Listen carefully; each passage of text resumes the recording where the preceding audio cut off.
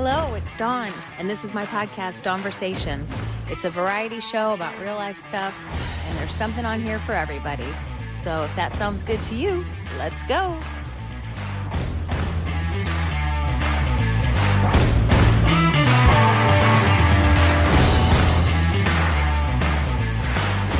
Hi, Mel.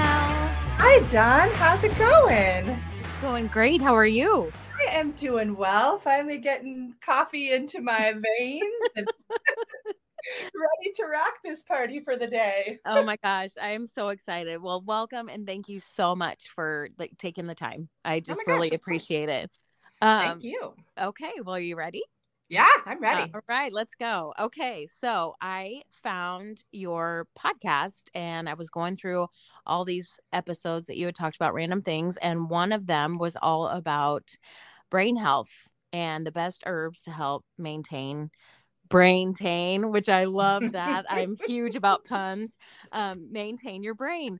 So let's get to it. So what herbs are the best for brain health? Well, before we get into herbs, I must state that in order to have a truly healthy and functioning brain, herbs are amazing. So I'm going to shift your audience's perspective here for a second. Okay. Everybody's looking for natural remedies for everything, right? Which is awesome. We really should. Our Western medical system is broken. It is set up for sick care, right? It's not set up for our health care. But oftentimes people come to me just like with the question you just said and say, hey, Mel, what herbs are great for brain health?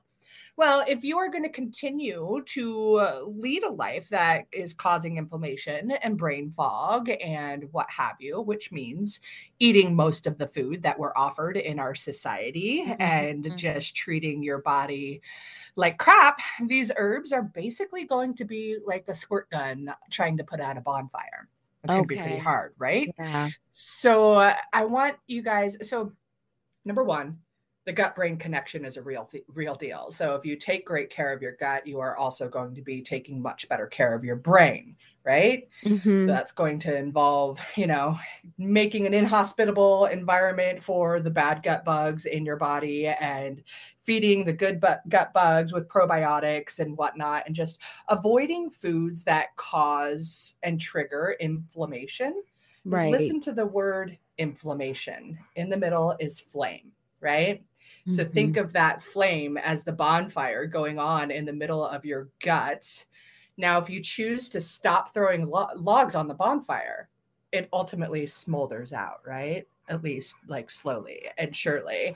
But if you continue to throw those logs being the crappy food that we're fed everywhere we turn, and alcohol and cigarettes and carbonated beverages and what have you. And I'm no perfectionist in any of this, so I'm not like shooting anybody down. I'm just raising awareness. Okay. I know it's hard. Sure. I am there. But just to shift that perspective of like, you don't just slap an herb on it and fix it. And if you stop putting those logs on the fire, then you can bring in the herbs to do amazing work to help put out that fire much more like a fire hose instead of a squirt gun. So, right. Well, I appreciate you saying all that ahead of time, because that is so true. And I've heard like you can't outrun a bad diet, all of that. It's the same premise that you have to start off at least on a healthier road before you start incorporating things and expecting them to work.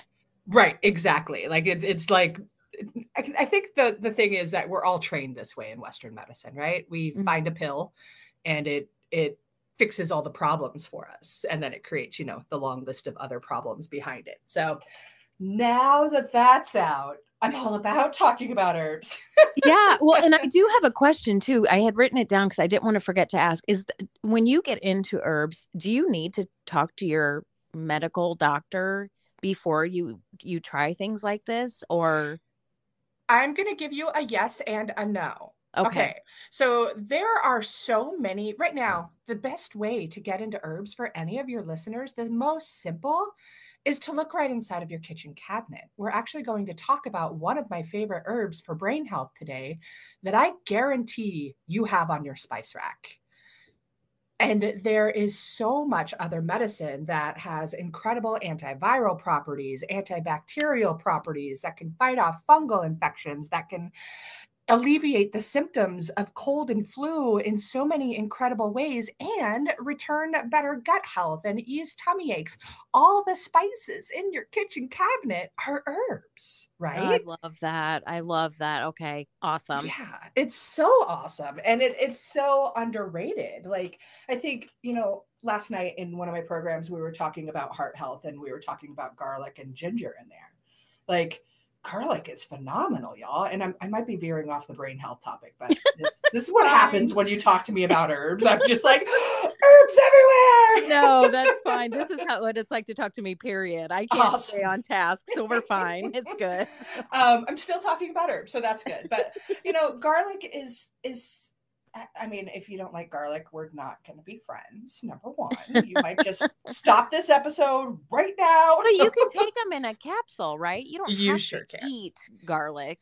Like, You sure can, though there's a constituent in garlic called allicin, and it is most readily available when the garlic is raw or as close to raw as possible. okay. It is also soluble in water and alcohol, and the allicin has much to be attributed to the phenomenal antibacterial properties of garlic.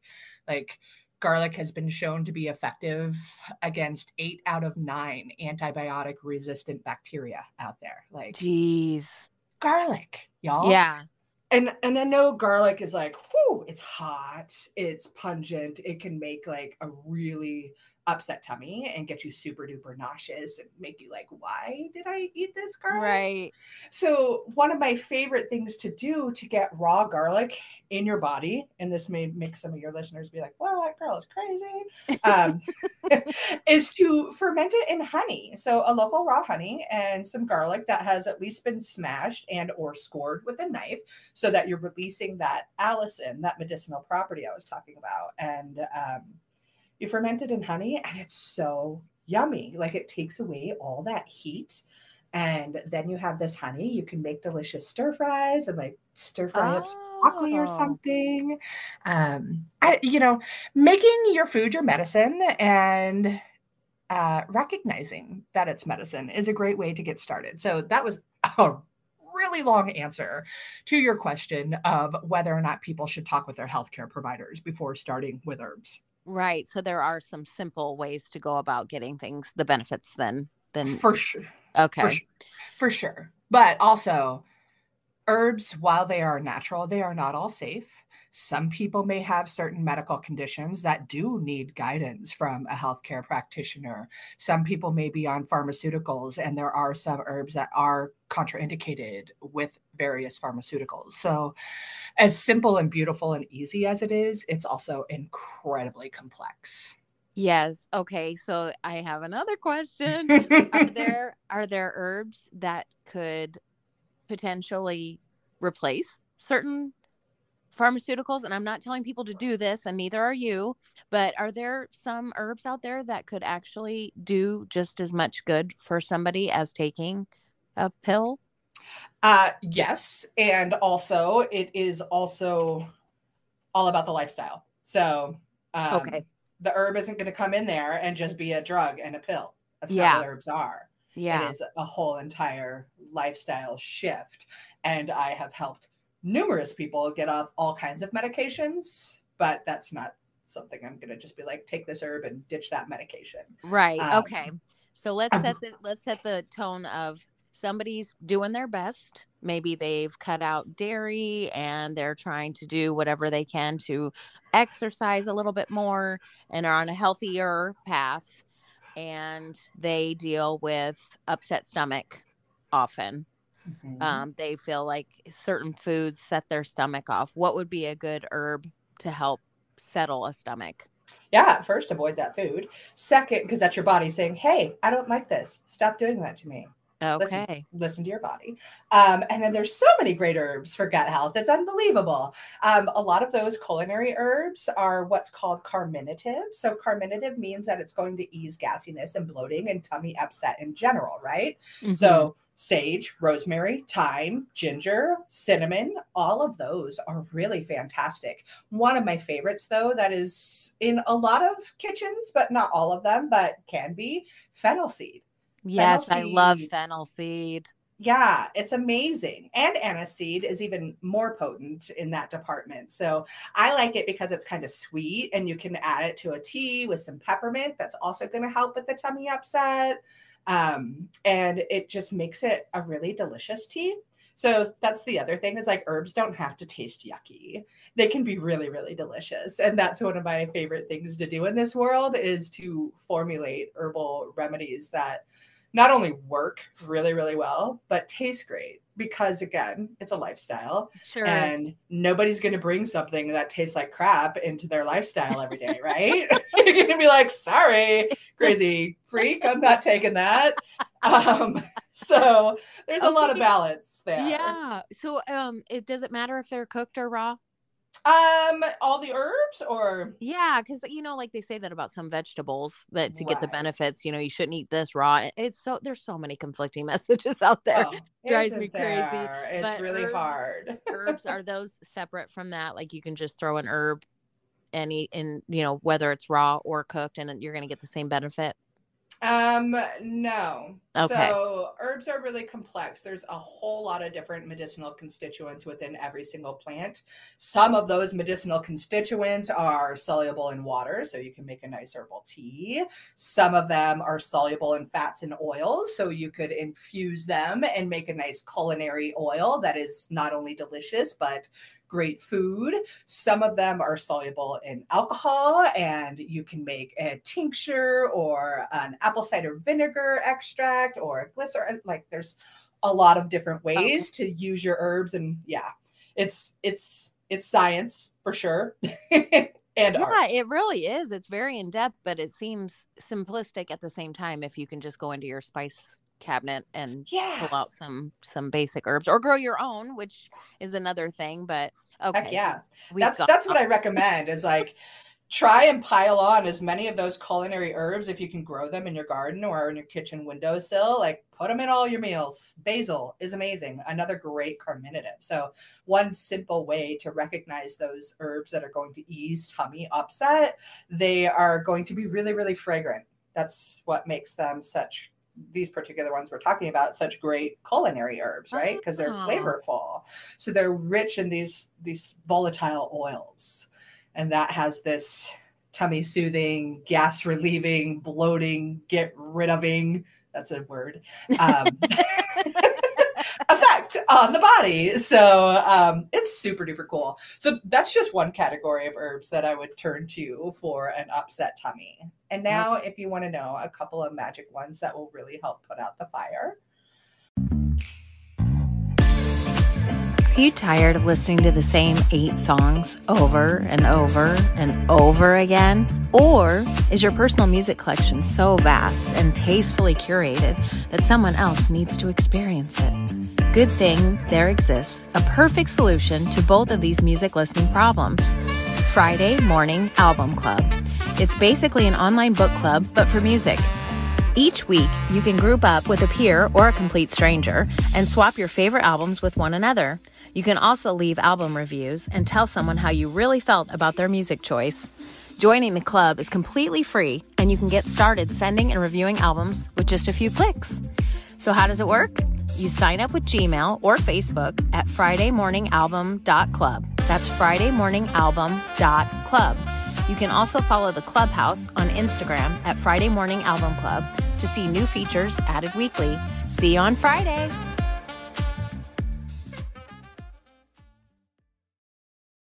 Yes. There's a couple of them. One that is my favorite herb to teach anybody because it has so many medicinal benefits and it's readily available at least throughout this country, probably most parts of the world, except for maybe some super duper arid places. But it's called plantain And I may be a bit bananas, but I'm not talking about the banana-like plantains that you're seeing in the grocery store. Right. It's plantain, it's Plantago major, and it's a weed.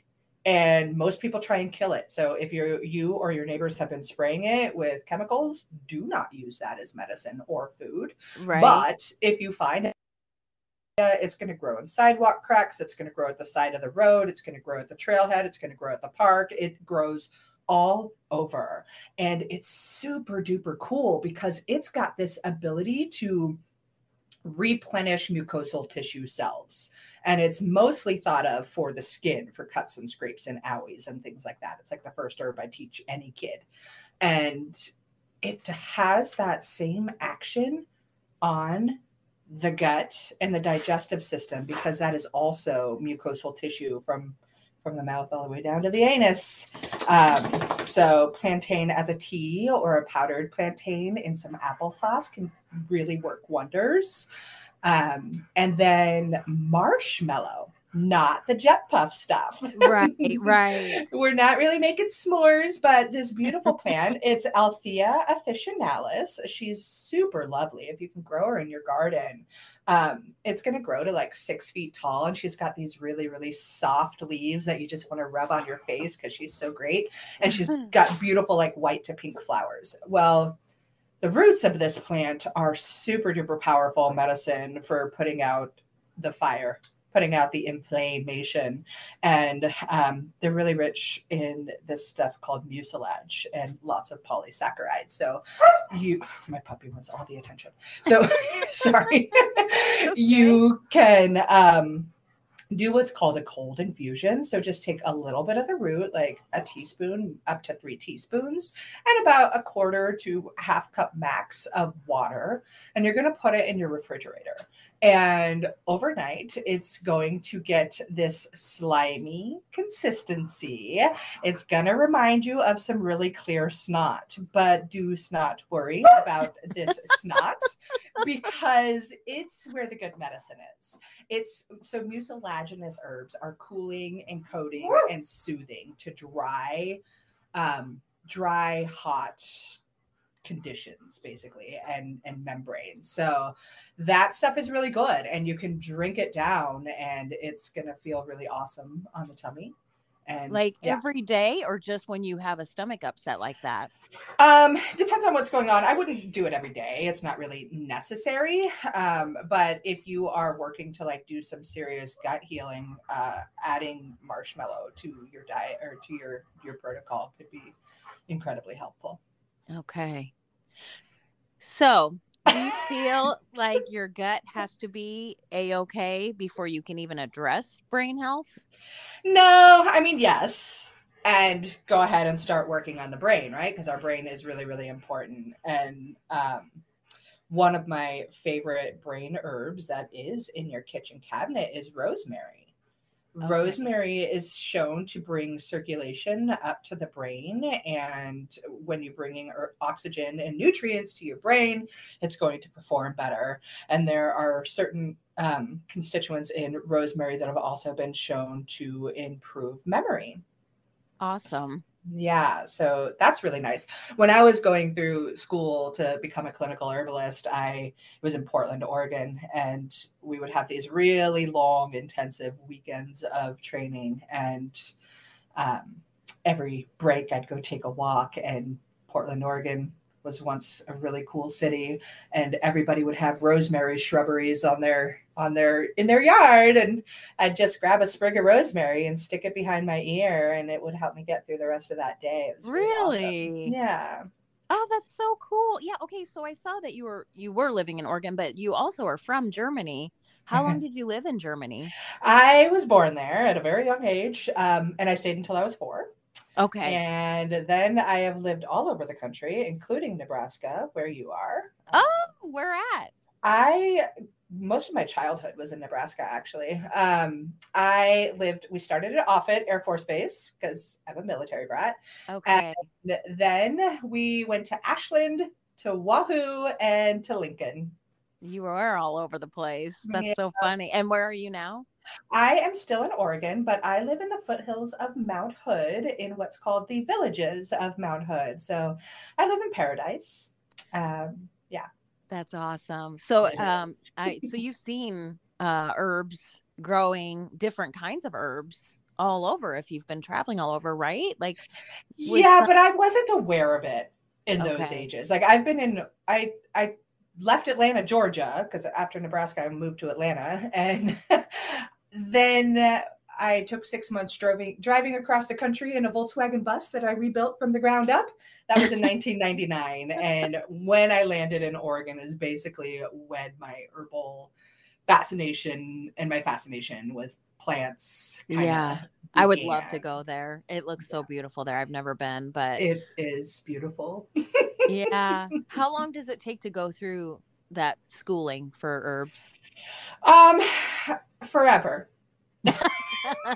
Well, that's No, true. like it is a lifelong study. That's what I say for that. So it really depends. There's so many different ways you can approach becoming an herbalist. You can do self-study and you can read books, and that's how I started for sure. I love to go to herb conferences because you get to learn little bits from many different herbalists. And because herbalism is both science and art, there are so many different ways to approach it. So that's really, really beautiful. And then I went to a school called the Elderberry School of Botanical Studies, and they had 1, 2, and 3 year options. That's where I got to know a lot more of the plants that grow around me, how to identify them, how to harvest them at the peak of their medicinal potency, and how to recognize and how to harvest in an ethical fashion that's going to ensure those plants are going to come back for future generations. Super important. Yes. um and how to make medicine. So I did that, and then it just made me want to know more and more and Yeah. more. And so I went to a place called Portland School of Traditional Western Herbalism, and that was a much more heavy clinical focus on herbalism. So I would be learning from really, really skilled, the best of the best medical herbalists and clinical herbalists, naturopathic physicians, nurses, really, really skilled healthcare providers all the way around that were just, they'd come in and they would teach that really intensive weekend on their expertise. And that would be the focus of that whole year. So that was another 3 year program. And then interspersed in there, I go to continual herb conferences, like at the Naturopathic College here in Portland, Oregon. And I have continuously been a student of Dr. Aviva Ram's Herbal Medicine for Women's program, but I've never fully completed it. It's an ongoing study. One of my greatest teachers that rings loudly in my mind, his name's Paul Bergner. He's brilliant. He started a few really incredible clinical schools, and one thing he would say, he's got me by about 40 years. And well, maybe not that much, but pretty close. He would always say, well, I've been doing this for 40 years and I figure I have another 75 or so to go before I'm a master. And, wow.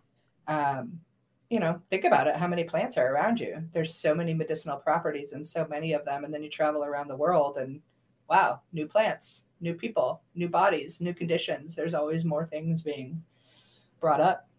Gosh, that is fascinating. It really is. I mean, because I think people are starting to wake up a little bit and realize that maybe, people had the right idea that had gardens and making their own food, having their own access instead of relying on the grocery stores Absolutely. and Amazon. Yeah. I mean, if you're not shopping just in like our grocery stores are filled with crap for the most part. You have this tiny section of colorful produce and maybe like 3 choices of a meat that hasn't been pumped full of antibiotics and who knows what, Yeah. That stuff's making us sick. There's no doubt about it. Like the heavily processed food like stuff is not food. It's not nutrient rich. Our bodies need vitamins and minerals and nutrients that come from the ground and haven't been processed forever and ever. And I'm not here to judge anyone in that realm. Like, I'm also a part of our society. It's hard. It's just the fact that we are not set up for success in our health. Yeah, it's scary. It really is. Do you take vitamins and supplements, or do you rely solely on herbs? I wish I could rely solely on herbs. Sometimes I go through those phases where I forget my vitamins or supplements for sure. But I'm not perfect in all of this either. So it's time consuming, number one, to make and prepare all of your meals. And we live in a society where, you know, time is precious. And so we spend it scrolling on social media, right? Yeah, exactly. Yeah. Instead of going out to the garden or making a healthy meal, we're like, I'm sorry, I don't have enough time for this. Hold on, what's going on Instagram? It's so true, though. So it is. It's hard. Like, they did a great job of making those things addictive. So yeah, I am not anti-supplement. Ideally, most people are able to get all of their nutrients from their food, but again, it's really, really hard. So give your body the nutrients it needs. Yeah, a good diet is definitely key. But again, there's so much conflicting information out there. It's mind-boggling. Nobody knows what they're supposed to eat or do. Well, there's no one diet for everybody. Right. Everybody is different. Okay, so round it back. Rosemary is really good. What else was good for memory and focus? Yeah, one of my absolute favorites and must-haves is Go-To Cola is really fantastic. And you do want to be careful where you source your Go-To Cola. It does grow in some pretty gnarly ditches, but you may be able to grow it on your own as well. Just make sure where you get your plant medicine from, it's a reliable source and not filled with toxins. So I'm a huge fan of Don't Panic, It's Organic. So Go-To Cola is fantastic. It also does a wonderful job of bringing circulation up to the brain. It has been shown to be incredibly helpful for people dealing with Alzheimer's and dementia, and to also prevent Alzheimer's and dementia. It will improve the memory. It will help you stay more sharp and focused, and super easy, affordable herb to get, which is really nice. And then like another brain sister friend in that department, maybe it's a brother, I don't know, is ginkgo biloba, the one that has all the pretty leaves on all the clothes and everything, and it's so glorified in that way, but it's really powerful medicine as well, with very many similar benefits to the Go-To Cola. It does bring circulation up to the brain, improving the oxygenation, and just bringing the nutrients that our blood needs to bring up to the brain. And it is also really helpful for those dealing with Alzheimer's. And those two are go-tos for me. Get it? Go-To Cola. Got it. When you were talking about reliable places to get things, how do people know what is a reliable place that's going to have quality things? Because, people do like to shop on Amazon or just go online. And how do you know who's reputable? All in all, look for the organic certification. I will say that. But also know that if there's somebody in your community or somebody that you know and trust, or you can read this high quality story about them, they may be using all organic everything. And I wrote that on my ingredients, like all organic, but I can't actually put it on the front package. So that's a tough one. Huge proponent of growing your own as much as possible. Again, I know we're all time starved and not everybody's got a green thumb. Mine's not so green. I'm thankful for my partner who he does have a pretty green thumb. So that can be challenging for some. Some people might not have the space to do it. Then I really highly encourage local organic farmers.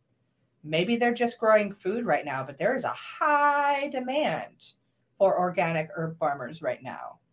One absolute favorite places to get herbs from is a small organic family-owned herb farm. They're actually getting pretty big, but not so big. They're in Southern Oregon. It's called Oshala Herb Farm, Oshala. Elise and Jeff Higley are the owners of that farm, and they are phenomenal people. And the medicine that they grow is top notch.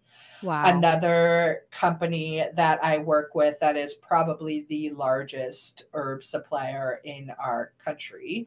I have toured all of their facilities. I've been given a personal tour with the owner, and I've seen everything they do. I've seen their labs. I know how precise they are in testing. I've seen all of their initiatives to give back and operate their business in the most sustainable way possible. Like they've got a heavy recycling program going on throughout all of their buildings, and really, really educate and emphasize in this way. And they support organic farmers only. And that is Mountain Rose Herbs. They are pretty darn well known in the herb sphere of things. And be careful on Amazon. More often than not, what you are getting in an Amazon place has been, number one, it's been harvested, then it's been dried, and then it's been sent to some company, and then that company's had it on their warehouse shelves, and then they package it, and then it goes to Amazon and it sits on the shelves. So you can really smell and see and feel the energy of a good quality herb that is not old. So be aware of that. That's so useful information. I mean, that is huge, because a lot of people do for convenience, but it's not convenient if you're buying something and it's so old it doesn't even work. Amen. Yeah. Wow. That's eye-opening.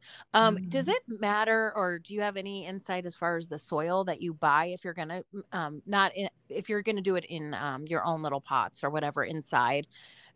Do you have to buy a certain kind of soil, or does that really play a huge part in it? I would seek an organic kind of soil. So I actually we have a big rock and dirt and bark chip supply store. It's called Boring Bark. I live close to Boring, Oregon. It's actually the name of the town. And they have a really cool garden store, and they've got these tractors going all around, and they got their bays full of bark chips and hazelnuts and rocks and what have you all over the place. And they have a 4-way soil that is earth and manure and the compost and all of those kinds of things. So I'm fortunate. I'll just get like a truck bed or two of that. Look for something that is without a bunch of chemicals. Right. I think it's OMSI or OSMI. It's some kind of organic soil certification. Okay. Yeah, I would. That's how I would want to grow my medicine. Because again, those other chemicals are keeping us sick. They are why there is so much disease in our country. It's so interesting. It really is. I mean, I seriously could talk to you all day, and I'm not going to do that to you. One more thing to ask you, and then I'm going to let you promote yourself. Again, if your diet's going okay, if you are dealing with anxiety or stress, I know that can affect your immune system as well. So obviously people are on high alert as far as their immune systems right now with the COVID and everything. But what is a good thing to take, or how to help with anxiety and stress? What's a good herb for that? Yeah, the herbs are going to act differently on everybody. So I'm going to talk about every herb that is what's called a nervine. That's the category of herbs we're going to talk about right now. Just because an herb works for me, Dawn, doesn't mean it's going to work for you. There are some that, as a broad general spectrum are really fantastic, but for those dealing with anxiety is definitely related to the gut. Like my daughter, for instance, does deal with anxiety, and it's just so much of it is within her personality. But every time she gets anxious about something, my tummy hurts, Mom. And that is because of the gut-brain connection. We have a lot of neurotransmitters that are made in our gut, like dopamine and serotonin and norepinephrine and all of these things that really have a direct effect on our mood and so on. So in our mental health. So that's really important to pay attention to. And so because of that, I tend to look for nervine herbs that also do act on the digestive system. Some of my favorite, number one is chamomile. I know So many people think of chamomile as a sleepy time herb, and it is, because it is what's called a sedating nervine. So there's a couple categories of nervine herbs. There's the sedating ones. Coffee is also a nervine. Coffee is a stimulating nervine, right? That's Coffee wakes you up. It's acting on your nervous system immediately, right? Yeah. So you want the ones that aren't going to do that. Chamomile is amazing because it is also an anxiolytic. So that means it's going to help with those that are dealing with anxiety. It is also a phenomenal herb for the gut. It is a carminative, so it does ease gasiness and bloating and tummy upset. It has this property. It's bitter, and bitter is actually a really, really good thing for us. We are so addicted to sugar in our society, but bitter is really, really important to have more of if you are aiming for overall healthier digestion, because it promotes the flow of bile and your digestive secretions. It helps your body break down fats and proteins, and like the list of benefits to having more bitter in your life is endless. And also, it is anti-inflammatory, specific for the gut. So that's one I go to right away and is highly effective for my daughter.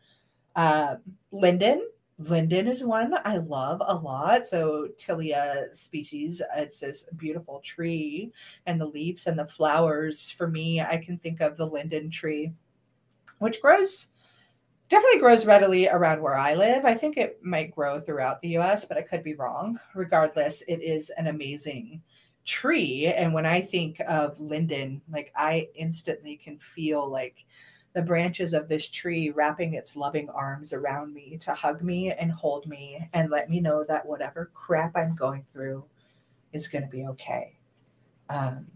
And it's powerful in that way. So that's one. I could go on and on and on and on. Lemon balm, super easy to grow. It is in the mint family. It is delicious. It's very child friendly. It is a nervine. It is also a carminative. So those are going to be really, really helpful. There's really a lot. Tulsi. Yeah, those are great examples. Tulsi. Dawn, you didn't know what you were getting into. No, really, I find it just fascinating. I really do. And I am going to make an attempt, I think, come spring, to try and grow. I do not have a green thumb, but I am so intrigued with all of these benefits. And I do try and eat very well. So that's just seems like that's the next step. So start with those mint family plants, like the lemon balm. Mint family like pretty much grows on its own. You do want to be careful because it can take over. But lemon balm is a nice, easy one. Peppermint has so much medicinal value to it. So it can be easy. Yeah. Well, that's what I need at least to start. Okay. So where can people find you? You do have your own podcast. I do have my own podcast. It's called The Herbalist's Path. And it's at theherbalistpath.com. Awesome. And I am on Instagram and TikTok and Facebook, all at The Herbalist Path. I have a YouTube channel. I haven't posted a new video in a bit, but I will be getting on the up and up with that here soon again. So those are the places I'm on social. And then I run an herbal mentorship called Apothecary Mama, where I teach moms and grands how to use plants as medicine for their family. We focus on child-friendly herbs, but the cool thing about those child-friendly herbs, most of them I just talked about in this episode, also are amazing for grown-ups. So that's really fun. No, that's great. Oh, I just appreciate your time so much. And thank you for making a difference. Yeah, it's my pleasure. Got to make herbalism spread like wildflowers. Thank you, Mel, so much. And I will be in touch. Awesome. Have a great day, Dawn. You Thank too. you for having me. Bye.